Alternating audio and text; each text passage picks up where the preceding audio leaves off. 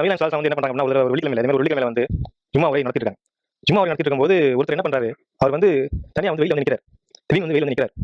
ரசூல்லா வந்து அப்படி ஜும்மா கண்டினியூ பண்ணல. ரசூல்லா வந்து எப்படி பண்றாங்க மட்டும் பாருங்க. ரசூல்லா வந்து ஜும்மா அப்படி கண்டினியூ பண்ணிட்டே போல வந்தாலும் அப்படி நிக்கட்டும் அப்படின்னு சொல்லிட்டு யாரும் கண்டிக்காம போவாங்க இல்லையா. ஜும்மா வந்து உரை நடத்திட்டு இருக்கும்போது அப்படி பேசுறது எப்படி நம்ம வந்து அதை வந்து கண்டிக்கிறதெல்லாம் பார்ப்போம். இல்லாம ரசூல்லா என்ன பண்றாங்க, டக்குன்னு அதை கவனிக்கிறாங்க. அவர் வராரு, அவர் வந்து வெளியில நிற்கிறாரு, அதை கவனிக்கிறாங்க. கவனிச்சிட்டு மக்கள்கிட்ட கேட்கறாங்க. ஜும்மால தான் எல்லாமே நடக்குது. ஜும்மா எல்லாமே நடக்குது. மக்கள் கேட்கறாங்க அவருக்கு என்ன விஷயம், அவர் ஏன் வெளியில நிற்கிறாருன்னு கேட்கும்போது மக்கள் வந்து சொல்றாங்க, அவர் வந்து அவர் நேச்சர் பண்ணிருக்காரு. அவர் என்ன நேச்சர் பண்ணிருக்காரு அப்படின்னு பாத்தீங்கன்னா, அவர் பேர் வந்து அபிஸ்ராய். இந்த நிக்கிற இல்லையா சார், அவர் பேர் வந்து அபிஸ்ராய். அவர் நின்றுட்டு தான் இருப்பேன், உட்கார மாட்டேன் அப்படின்னு ஒரு நேச்சர் பண்ணிருக்காரு. அதே மாதிரி வெயில தான் நிற்பேன், நிழல்ல ஒதுங்க மாட்டேன், இப்படி ஒரு நேச்சர் பண்ணிருக்காரு. இது ரெண்டாவது நேச்சர்.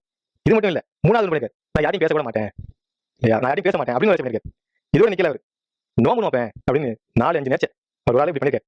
இதை பண்ணதுக்கு அப்புறம் ரசூல்லா வந்து சொல்றாங்க, எல்லாத்தையும் விட்டு சொல்லுங்க. அவர்கிட்ட வந்து நீங்க உத்தரவு விடுங்க. எப்படி விடுங்கன்னா, எல்லாத்தையும் விட்டுட்டு நோம்பை மட்டும் கண்டிப்பா சொல்லுங்க. ஏன்னா நம்ம இது வந்து இதுல எங்க வருது அப்படின்னா, சஹீஹ் புகாரில வந்து 6704 ஹதீஸ் வருது. இது அறிவிப்பை வந்து இப்னு அப்பாஸ் ரலியல்லாஹு அன்ஹு அறிவிக்கிறாங்க.